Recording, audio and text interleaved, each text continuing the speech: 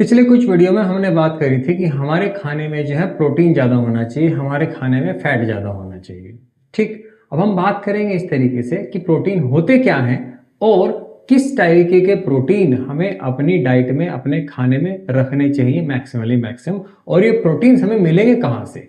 क्या ये हमें प्लांट से मिलेंगे, क्या ये हमें एनिमल से मिलेंगे? तो ये मिलेंगे कहाँ से? तो ये सारी की सारी चीज़ें आज हम इस वीडियो में डिस्कस करेंगे। तो हम यहाँ पे बात कर रहे हैं कि भाई खाने में जो प्रोपोर्शन होना चाहिए वो सबसे ज़्यादा होना चाहिए प्रोटीन्स का। अब देखो, हम इंडियंस की एक बहुत बड़ी प्रॉब्लम ये है, हम भारतीयों की एक बहुत बड़ी प्रॉब्लम ये है कि हमारा जो खाना है वो कार्बोहाइड्रेट से रिच है। कार्बोहाइड्रेट उसमें बहुत ज़्यादा होता है, उसमें फैट भी ज़्यादा होता है, लेकिन प्रोटीन्स बहुत कम होते हैं। आप राइस खाओगे तो राइस में क्या है? कार्बोहाइड्रेट है। आपने आलू खाया, उसमें कार्बोहाइड्रेट है। आप रोटी खा रहे हो, आप अनाज खा रहे हो, आप उसमें कार्बोहाइड्रेट ले रहे हो, ना के बराबर तो उसमें फाइबर होता है।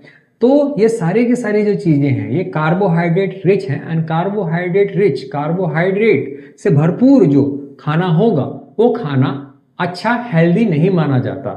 खाना हमेशा वो अच्छा माना जाता है जिसमें प्रोटीन ज्यादा से ज्यादा हो एंड जो अच्छे फैट है वो भी उसमें ज्यादा से ज्यादा हो, वही खाना अच्छा माना जाता है। ठीक, फैट के बारे में हम अलग से बात करेंगे। एक वीडियो में मैंने आपको गुड कोलेस्ट्रॉल, बैड कोलेस्ट्रॉल भी मैंने आपको बताया है, वो आप देख सकते हैं। यहां हम बात करेंगे प्रोटीन्स के ऊपर कि जो प्रोटीन्स हैं वो क्या होते हैं और प्रोटीन्स कौन से हमें खाने चाहिए। अब सबसे पहले समझिए प्रोटीन्स है क्या।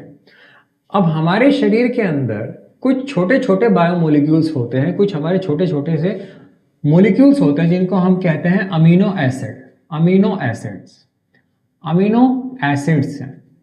ठीक है, अब ये अमीनो एसिड आप ये समझ लीजिएगा कि ये प्रोटीन के बिल्डिंग ब्लॉक्स है। बिल्डिंग ब्लॉक से मतलब है कि जो प्रोटीन है वो अमीनो एसिड से मिलकर के बने हैं।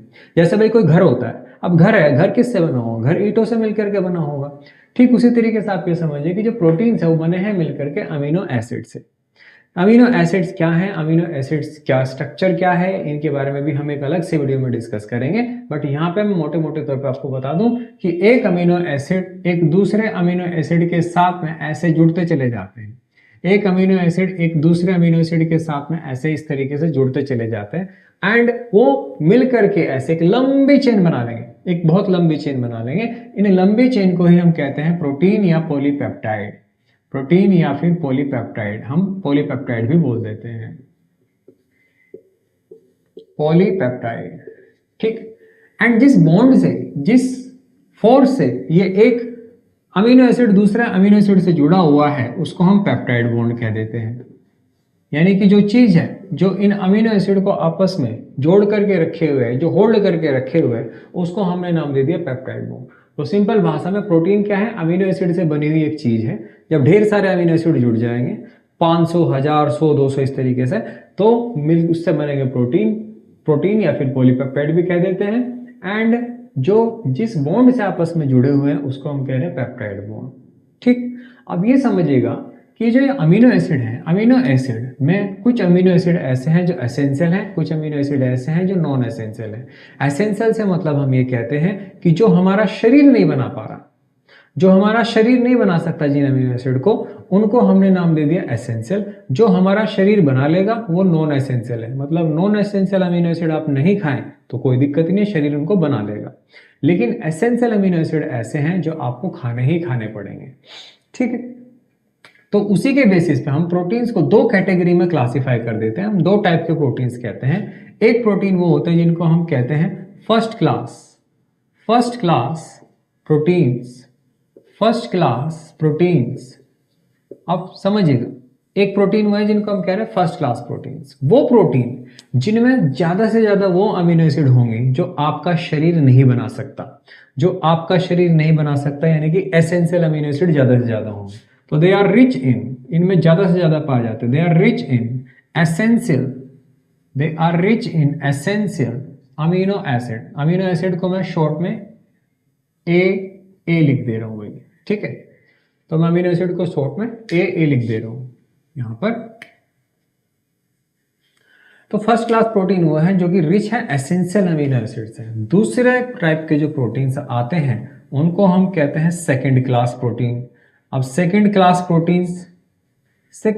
प्रोटीन्स वो हैं जिनमें एसेंशियल अमीनो एसिड कम होते हैं, ऐसा नहीं कि हम कहेंगे कि बिल्कुल एब्सेंट है, तो they are having less essential amino acid, less है इनके अंदर। अब समझिए कि जो फर्स्ट क्लास प्रोटीन सब आपको मिलते किससे हैं? फर्स्ट क्लास प्रोटीन आपको मिलते हैं एनिमल से, यानी कि अगर आप नॉन वेजिटेरियन डाइट लेते हैं तो आपको मिलेंगे फर्स्ट क्लास प्रोटीन। तो नॉन वेज डाइट से आपको मिलते हैं, जैसे कि फिश में, चिकन में, इन सब में आपको मिल जाते हैं। ठीक। सेकेंड क्लास जो है, सेकेंड क्लास आपको मिलते हैं प्लांट्स के अंदर, यानी कि आप अगर प्लांट बेस्ड डाइट ले रहे हैं, अगर आप वेजिटेरियन हैं, अगर आप वेजिटेरियन खाना खाते हैं तो आपको सेकेंड क्लास प्रोटीन्स मिलेंगे। जबकि हमें चाहिए कौन से? हमें फर्स्ट क्लास प्रोटीन चाहिए, और प्रोटीन बहुत जरूरी है शरीर के लिए। तो मैं यहाँ पे ये नहीं कह रहा कि आप नॉनवेज खाइएगा, ये जरूरी नहीं है, आप वेज भी खा सकते हैं, लेकिन वेज अगर आप खाएंगे तो आपको अलग अलग टाइप के वेज खाने पड़ेंगे। नॉन वेज अगर आप खा रहे हैं तो आप कोई भी एक टाइप का नॉन वेज अगर आप खाते हैं तो भी आपका शरीर enough amount of first class protein जो है वो आपको मिल जाएगा। लेकिन अगर आप नॉन वेज नहीं खाते, अगर आप वेज खाते हैं, अगर आप दाल सोच रहे हैं कि भाई मैं दाल खाऊं या सोयाबीन खाऊं जिनमें प्रोटीन काफी मात्रा में मिलता है, तो फिर आपको अलग अलग चीजें खानी पड़ेंगी। अब मैं आपको एक चीज बता देता हूं कि जो भांग के बीज होते हैं, भांग के बीज, हेम्प सीड जो होते हैं, उनमें कोई नशा नहीं होता, वो मार्केट में अवेलेबल है। हेम्प सीड के अंदर सबसे हाईएस्ट अमाउंट ऑफ प्रोटीन आपको जनरल वे में देखने को मिलता है। जो भी आप जो घरों में जो चीजें खाते हैं उनमें सबसे ज्यादा जो प्रोटीन जो आपको मिलता है वो आपको मिलेगा हेम्प सीड्स के अंदर।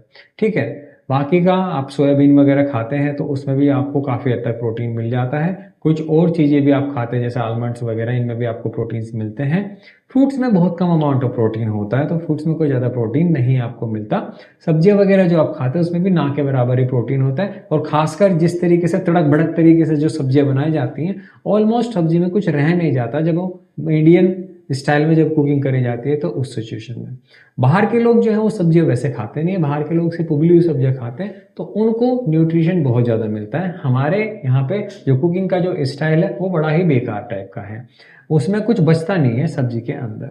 तो कुल मिला के मेरा कहने का मतलब ये है, अगर आप वेजिटेरियन हैं तो आप अलग अलग सोर्स से प्रोटीन लीजिए। आप दाल भी खाइए, आप साथ में कुछ हेम्प सीड्स, आलमंड्स वगैरह या सोयाबीन वगैरह, ये काफ़ी चीज़ें आप मिक्स करके खाइएगा, अलग अलग टाइप के पल्सेस आप मिक्स करके खाइएगा, तो आपकी प्रोटीन की रिक्वायरमेंट पूरी हो जाएगी। अगर आप नॉन वेजिटेरियन डाइट ले रहे हैं तो फिर आप कोई भी खा लीजिए। आप फिश खा रहे हैं तो फिश से भी हो जाएगा, चिकन खा रहे हैं उससे भी हो जाएगा, या कोई और, उससे भी आपकी प्रोटीन की रिक्वायरमेंट पूरी हो जाएगी। तो वेज होना या नॉन वेज होना वो आपके ऊपर है, बट जो प्रोटीन्स है वो first class protein non veg diet में मिलते हैं, सेकेंड क्लास आपको मिलेंगे वेज में मिलेंगे। वेज और नॉन वेज के ऊपर हम फिर से बात करेंगे जब हम फैट वाले सेक्शन में जाएंगे कि फैट किस में अच्छे मिलते हैं। तो नॉन वेज डाइट का एक फायदा है तो एक नुकसान भी है, वो हम एक अलग से वीडियो में डिस्कस करेंगे। तो आई होप आपको ये चीज़ समझ में आ गई होगी। इसी तरीके के और वीडियो के लिए आप फॉलो करिए जिज्ञान गुरु #लाइट। जो लोग नीट के लिए प्रिपेयर कर रहे हैं या किसी गवर्नमेंट एग्जाम के लिए प्रिपेयर कर रहे हैं जिसमें बायोलॉजी पूछी जाती है, उससे रिलेटेड भी वीडियो आपको बहुत सारे मिलेंगे। ये भी जो चीज़ मैंने आपको बताई है ये भी चीज़ एग्जाम में पूछी जाती है, नीट के एग्जाम में भी इस तरीके के क्वेश्चन पूछे जा सकते हैं।